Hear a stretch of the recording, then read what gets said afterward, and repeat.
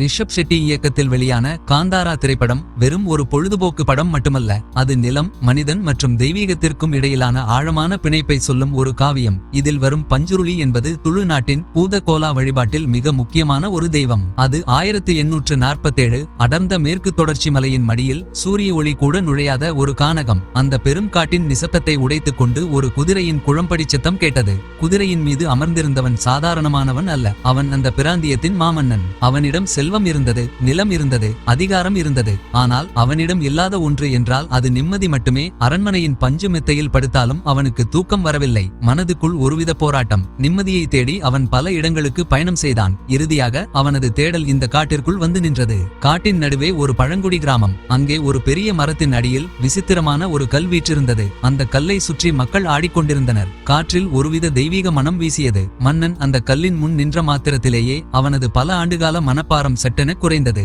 அவனது இதயம் பாரம் குறைந்து ஒரு மெல்லிய தென்றலை போல லேசானது. இதோ இதோ என் நிம்மதி என்று மன்னன் கூவினான். அந்த கல்லில் குடிகொண்டிருந்த பஞ்சுருளி தெய்வம் பூத கோலா ஆடுபவரின் உடலில் இறங்கியது. ஆக்ரோஷமான கண்கள். அந்த தெய்வம் கேட்டது, மன்னா, உனக்கு நிம்மதி வேண்டுமா அல்லது இந்த நிலம் வேண்டுமா? மன்னன் தயங்காமல் சொன்னான், எனக்கு நிலம் வேண்டாம், செல்வம் வேண்டாம், இந்த பூமி தரும் அமைதி மட்டுமே போதும். இந்த கல்லை என் அரண்மனைக்கு தருவாயா? தெய்வம் ஒரு பலத்த சிரிப்பை உதிர்த்தது. பின் ஒரு நிபந்தனை விதித்தது. இந்த கல்லை உன்னோடு அழைத்து செல்லலாம், ஆனால் அதற்கு ஈடாக இந்த மலைவாழ் மக்களுக்கு நீ எதை தருவாய்? உன் வசமுள்ள இந்த வளமான நிலங்களை எல்லாம் இந்த மக்களுக்கே எழுதி தர வேண்டும். அன்று முதல் இது உனது நிலம் அல்ல, இந்த மக்களின் நிலம். சம்மதமா? மன்னன் மகிழ்வோடு சம்மதித்தான். தன் கையில் இருந்த வாளை தரையில் ஊன்றி அந்த பெரும் நிலப்பரப்பை அந்த மக்களுக்கே தானமாக வழங்கினான். பஞ்சுருளி தெய்வம் அப்போது ஒரு தீர்க்கதரிசனத்தை சொன்னது. மன்னா, நீ வார்த்தை கொடுத்து விட்டாய். உனக்கும் உன் வம்சத்திற்கும் மன அமைதி கிடைக்கும். ஆனால் நினைவிருக்கட்டும், உனக்கு பின்வரும் உன் வாரிசுகள் என்றாவது ஒரு நாள் இந்த பூமியின் மீது பேராசை கொண்டு இந்த நிலத்தை மீண்டும் கேட்டால் நான் கொடுத்த அமைதி மறைந்துவிடும். அன்று என் தம்பி குலிகன் விழித்துக் கொள்வான். அவன் யாரையும் மன்னிக்க மாட்டான். காடு ஒருமுறை அதிர பஞ்சுருளி தெய்வத்தின் பூங்காரம் காற்றில் கரைந்தது. மன்னன் அந்த தெய்வீக கல்லோடு புறப்பட்டான். அன்று தொடங்கி அந்த நிலம் அந்த மக்களின் உயிரானது. ஆனால் காலச்சக்கரம் சுழலும் போது மனிதனின் பேராசை தெய்வத்தின் வாக்கையும் மீறும் என்பதை அந்த ஏழை மக்கள் அப்போது அறிந்திருக்கவில்லை. காலம் ஒரு நதியைப் போல ஓடிக்கொண்டிருந்தது. 1847 அன்று மன்னன் கொடுத்த வாக்குறுதி அவன் வம்சாவளியினரின் இரத்தத்தில் மெல்ல மெல்ல மங்கத் தொடங்கியது. 1970களின் ஒரு அந்தி பொழுது காடு அமைதியாக இருந்தது. ஆனால் ஒரு மாளிகைக்குள் சதித்திட்டம் தீட்டப்பட்டுக் கொண்டிருந்தது. மன்னரின் வாரிசு இப்போது ஒரு பெரிய நிலப்பரப்பிற்கு சொந்தக்காரராக தன்னை கருதினார். அவருக்கு தன் முன்னோர்கள் கொடுத்த நிலத்தின் மதிப்பு புரிந்தது. ஆனால் அந்த நிலத்தில் வாழும் மக்களின் உரிமை புரியவில்லை. என் முன்னோர்கள் ஏதோ ஒரு பலவீனமான தருணத்தில் கொடுத்த நிலம் இது. இப்போது சட்டமும் ஆட்சியும் மாறிவிட்டன. ஏன் இந்த நிலத்தை நான் மீண்டும் பெறக்கூடாது என்ற பேராசை அவர் மனதில் விஷமாக படர்ந்தது. வருடாந்திர பூத கோலா திருவிழா வந்தது. சிவாவின் தந்தை அன்றைய பூத கோலா கலைஞர் தெய்வீக வேடமிட்டு மேளதாளங்கள் அதிர ஆடிக்கொண்டிருந்தார். அவர் உடலில் பஞ்சுருளி இறங்கியது. தீபந்தங்களின் ஒளியில் அவர் கண்கள் கனலாக ஜொலித்தன. மன்னரின் வாரிசு கூட்டத்திற்கு நடுவே எழுந்து நின்று ஆணவத்தோடு கேட்டார், தெய்வமே, அன்று என் முன்னோன் கொடுத்த நிலத்தை நான் இன்று திரும்ப கேட்கிறேன். சட்டம் எனக்கு சாதகமாக இருக்கிறது. உனக்கு சம்மதமா? கூட்டம் அதிர்ச்சியில் உறைந்தது. காற்றில் ஒரு கனத்த அமைதி. பூத கோலா ஆடிய சிவாவின் தந்தை ஒரு விசித்திரமான சிரிப்பை உதிர்த்தார். அது தெய்வத்தின் சிரிப்பு. நீ கேட்டது நிலத்தை அல்ல, உன் வம்சத்தின் அழிவை. கொடுத்த வாக்கை திரும்ப பெறுபவன் என் கோபத்திற்கு ஆளாவான். நீ நிலத்தை நீதிமன்றத்தில் கேட்கலாம், ஆனால் நீதிக்கான தீர்ப்பு என்னிடம் இருக்கிறது. உனக்கு நிலம் வேண்டுமா? அப்படியானால் நான் இங்கிருந்து மறைந்து விடுகிறேன். நான் மறைந்தால் என் தம்பி குலிகன் வருவான். அவன் உனக்கு நிலத்தை தருவான், ஆனால் உன் உயிரை எடுத்துக்கொள்வான் என்று எச்சரித்தார். மன்னரின் வாரிசு இதை கேட்டு ஏளனமாகச் சிரித்தார். உடனே பூத கோலா ஆடிக்கொண்டிருந்த சிவாவின் தந்தை ஒரு காட்டெருமையைப் போல ஆக்ரோஷமாக ஓடத் தொடங்கினார். கூட்டத்தை விலக்கிக் கொண்டு அடர்ந்த காட்டிற்குள் அவர் ஓடினார். மக்கள் பின்னாடியே ஓடினார்கள். ஆனால் அந்த இருட்டில் அவர் எங்கே மறைந்தார் என்றே தெரியவில்லை. அவர் போன இடமெல்லாம் தேடினார்கள். ஆனால் அவர் காட்டிய திசையில் காட்டின் ஒரு பகுதியில் ஒரு கல்லை தவிர வேறெதுவும் இல்லை. அவர் காற்றில் கரைந்து போனார். அதே இரவு நிலத்தை மீட்டெடுக்க முயன்ற அந்த வாரிசு தன் மாளிகையின் படிகளில் ஏறும்போதே ரத்தம் கக்கி சுருண்டு விழுந்து இறந்தார். பஞ்சுருளி சொன்ன வாக்கு பலித்தது. 20 ஆண்டுகள் கடந்தன. இப்போது 1990களின் தொடக்கம். இறந்த வாரிசின் மகன், தற்போதைய பண்ணையார், தன் தந்தையை விடவும் தந்திரமானவர். அவர் வெளியே அந்த மக்களுக்கு பெரிய எஜமானாக உதவி செய்பவராக தெரிந்தாலும் உள்ளுக்குள் அந்த நிலத்தை எப்படியாவது அபகரிக்க வேண்டும் என்ற வெறியோடு இருந்தார். அவர் சிவாவை தன் கைக்குள் வைத்திருந்தார். சிவாவிற்கு தன் தந்தை ஏன் ஓடினார், எங்கு மறைந்தார் என்பது தெரியாது. அவன் ஒரு முரட்டு வாலிபனாக காட்டை சுற்றி திரிந்தான். ஆனால் காடு அவனை விடவில்லை. அவன் கனவில் அடிக்கடி அந்த பன்றி ஓடுவது போன்ற உருவம் வந்து போனது. அது மறைந்து போன பஞ்சுருளி அவனை மீண்டும் அழைக்க தொடங்கியதன் அறிகுறி. காலம் தழும்புகளை மறைக்கலாம், ஆனால் வடுக்களை மாற்றுவதில்லை. 1990களின் அந்த பசுமையான காடு இப்போது ஒரு போர்க்களமாக மாற தயாராகி கொண்டிருந்தது. சிவாவிற்கு தன் பாரம்பரியத்தின் மீது பெரிய பிடிப்பு இல்லை. அவன் காட்டை தன் வீடாக கருதினான். ஆனால் தெய்வத்தின் பூங்காரம் அவன் காதுகளில் விழும்போதெல்லாம் ஒருவித நடுக்கம் அவனுள் ஏற்படும். இந்த சூழலில்தான் முரளி என்ற நேர்மையான வன அதிகாரி அந்த ஊருக்கு வருகிறார். அவருக்கு சட்டம்தான் எல்லாம். காடு அரசாங்கத்திற்கு சொந்தமானது. இங்கே யாரும் ஆக்கிரமிப்பு செய்யக்கூடாது என்பது அவர் வாதம். சிவாவுக்கும் முரளிக்கும் இடையே மோதல் வெடிக்கிறது. சிவா காட்டை தன் தாய் வீடாக பார்க்கிறான். முரளி அதை பாதுகாக்கப்பட வேண்டிய ஒரு சொத்தாக பார்க்கிறார். இந்த இருவருக்கும் இடையிலான சண்டையை தனக்கு சாதகமாக பயன்படுத்திக் கொள்கிறான் பண்ணையார். பண்ணையார் சிவாவை அழைத்து சொல்கிறார், சிவா, இந்த அதிகாரி நம் நிலத்தை பறிக்க பார்க்கிறான். நம் முன்னோர்கள் கொடுத்த நிலம் இது. இதை காக்க வேண்டியது உன் பொறுப்பு. சிவா அதை நம்புகிறான். ஆனால் அவனுக்கு தெரியாது, பண்ணையார் ஒரு கல்லை எறிந்து 2 கனிகளை பறிக்க பார்க்கிறார் என்று. முரளியை ஓரங்கட்டினால் காட்டை தன் கட்டுப்பாட்டில் கொண்டு வந்துவிடலாம். பிறகு சிவாவையும் அவன் மக்களையும் நிலத்திலிருந்து எளிதாக விரட்டிவிடலாம் என்பதே பண்ணையாரின் திட்டம். ஒரு இரவு காட்டின் நடுவே சிவா ஒரு பன்றியை வேட்டையாட துரத்துகிறான். அது சாதாரண பன்றி அல்ல, மின்னல் வேகத்தில் ஓடுகிறது. அதன் கண்கள் இருட்டில் சிவப்பாக ஜொலிக்கின்றன. சிவா அதன் பின்னால் ஓடும்போது அவன் அறியாமலேயே அவன் தந்தை மறைந்து போன அதே புனிதமான பகுதிக்கு வந்து சேர்கிறான். அங்கே காற்றில் ஒரு விசித்திரமான ஓசை. அது பஞ்சுருளியின் சத்தம். சிவா பயந்து போய் கீழே விழுகிறான். அவனது கனவுகளில் வந்த அதே உருவம் இப்போது நிஜத்தில் அவனை சுற்றி வருவது போல உணரத் தொடங்கினான். தெய்வம் அவனை எச்சரிக்கிறது, யாரை நண்பன் என்று நினைக்கிறாயோ அவனே உனக்கு யமன். ஆனால் பண்ணையார் மீது வைத்திருந்த விசுவாசம் சிவாவின் கண்களை மறைத்திருந்தது. அவன் தன் நிலத்திற்காக முரளியை எதிர்க்க துணிந்தான். அதே சமயம் பண்ணையார் ரகசியமாக நீதிமன்றத்தில் அந்த நிலம் தனக்கே சொந்தம் என்று வழக்கு தொடுத்து அதற்கான உத்தரவையும் கையில் வைத்திருந்தார். சிவாவின் தாய் அடிக்கடி அவனிடம் சொல்வார், சிவா, உன் அப்பன் போன அதே காட்டுக்குள்ள நீயும் போகாதே. அந்த தெய்வம் தப்பு செஞ்சா யாரையும் விடாது. சிவா அதை சிரித்துக் கொண்டே கடந்து போவான். ஆனால் ஒரு நாள் தற்செயலாக பண்ணையார் பேசிக் கொண்டிருப்பதை செவிமடுக்கிறான். பண்ணையார் தன் ஆட்களிடம், இந்த சிவாவை வைத்து வேலையை முடித்துவிட்டு இவனையும் இவன் கூட்டத்தையும் நிலத்திலிருந்து துரத்த வேண்டியதுதான் என்று சொல்வதை கேட்டு அவன் உலகம் சுழலத் தொடங்குகிறது. துரோகம் சிவாவின் இதயத்தை இரத்தமாக்குகிறது. தான் காதலித்த நிலமும் தான் மதித்த மனிதனும் தன்னை ஏமாற்றிவிட்டதை அவன் உணரும் அந்த தருணம் அவனுள் உறங்கிக் கொண்டிருந்த குலதெய்வம் மெல்ல விழித்துக் கொள்ள தொடங்குகிறது.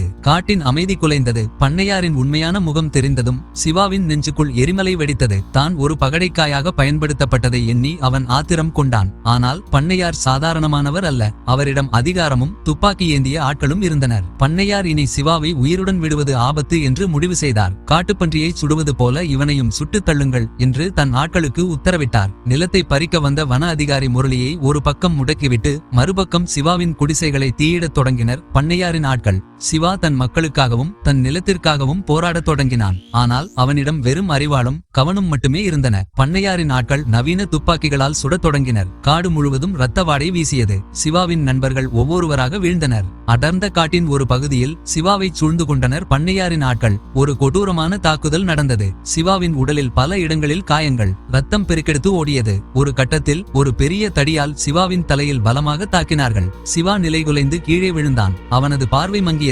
காதுகளில் இரைச்சல் கேட்டது. அவன் விழுந்த இடம் சாதாரண இடமல்ல. பல ஆண்டுகளுக்கு முன்பு அவன் தந்தை மாயமான அதே புனிதமான இடம். பண்ணையார் ஏளனமாக சிரித்துக் கொண்டு சிவாவின் அருகே வந்தார். உன் அப்பன் ஓடினான், நீ செத்து போகிறாய். இந்த நிலம் இனி என்னுடையது என்று கூறிவிட்டு அவன் நெஞ்சில் மிதித்தார். சிவாவின் மூச்சு மெல்ல மெல்ல அடங்கியது. அவனது கண்கள் செருகின. சிவா இறந்துவிட்டான் என்று அனைவரும் நினைத்தனர். ஆனால் அவன் ரத்தம் அந்த புனிதமான மண்ணில் பட்ட மாத்திரத்தில் நிலமே ஒருமுறை அதிர்ந்தது. காற்றில் ஒரு விசித்திரமான சத்தம், ஒரு பன்றியின் உருமல் போன்றும் ஒரு தெய்வத்தின் பூங்காரம் போன்றும் கேட்டது. திடீரென்று சிவாவின் உடல் துடித்தது. அவனது விரல்கள் மண்ணை பற்றின. மூடியிருந்த அவன் கண்கள் சட்டென்று திறந்தன. ஆனால் அந்த கண்கள் இப்போது சிவாவினுடையவை அல்ல. அவை நெருப்பை கக்கும் பஞ்சுருளி தெய்வத்தின் கண்கள். சிவா மெல்ல எழுந்து நின்றான். அவன் காயங்கள் மறைந்து போகவில்லை. ஆனால் அவனுக்கு இப்போது வலி தெரியவில்லை. அவன் ஒரு சாதாரண மனிதனாக அல்ல, காட்டின் காவல் தெய்வமாக உருவெடுத்தான். அவனது ஒவ்வொரு அசைவிலும் ஒரு தெய்வீக வேகம் இருந்தது. பண்ணையாரின் ஆட்கள் பயத்தில் பின்வாங்கினர். தெய்வம் இப்போது வேட்டையை தொடங்கியது. சிவா சிவாவின் தொண்டையிலிருந்து அந்த சத்தம் கிளம்பியது. அதுவரை சிவாவை துரத்தியவர்கள் இப்போது வேட்டையாடப்படும் விலங்குகளாக மாறினர். பண்ணையார் தன் துப்பாக்கியை எடுத்து சுட முயன்றார். ஆனால் தோட்டாக்கள் தெய்வத்தை தீண்டவில்லை. சிவாவின் அசைவுகள் மின்னல் வேகத்தில் இருந்தன. ஒரு மனிதனால் செய்ய முடியாத பாய்ச்சல்களை அவன் நிகழ்த்தினான். பண்ணையாரின் ஆட்கள் ஒவ்வொருவராக காட்டின் இருளுக்குள் இழுத்துச் செல்லப்பட்டனர். அது பழிவாங்குதல் அல்ல, அது நீதி, அந்த நிலத்தை வஞ்சித்தவர்களுக்கு கிடைத்த தண்டனை. பண்ணையார் பயத்தில் அலறிக்கொண்டு ஓடினார். ஆனால் காடு அவருக்கு வழிவிடவில்லை. மரங்களின் கிளைகள் கூட அவரை தடுப்பது போல இருந்தன.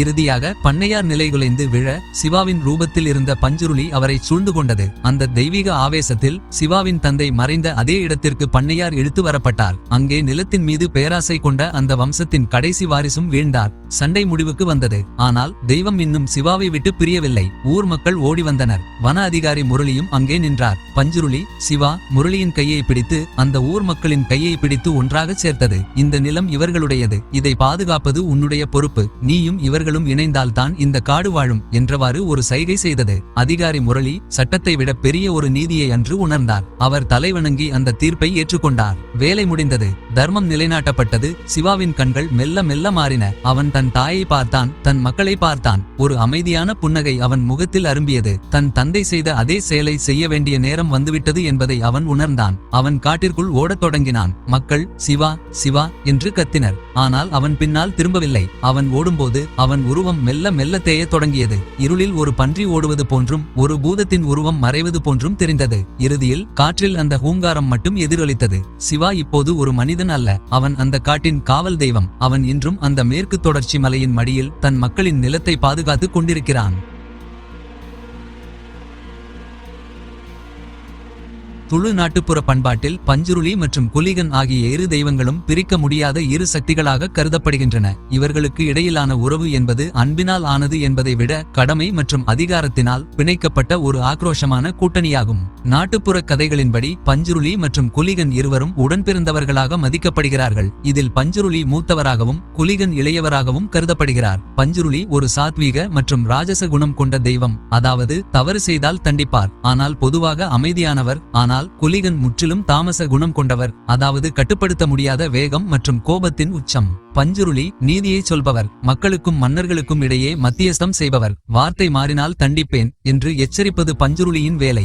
இவர் ஒரு நீதிபதியை போன்றவர். குலிகன் என்பவர் அந்த தண்டனையை நிறைவேற்றுபவர். பஞ்சுருளி ஒருவருக்கு தண்டனை என்று முடிவு செய்துவிட்டால் அதை செயல்படுத்த குலிகன் வருவார். குலிகனுக்கு பேச்சு கிடையாது, வெறும் ஆக்ரோஷமான செயல்கள் மட்டுமே.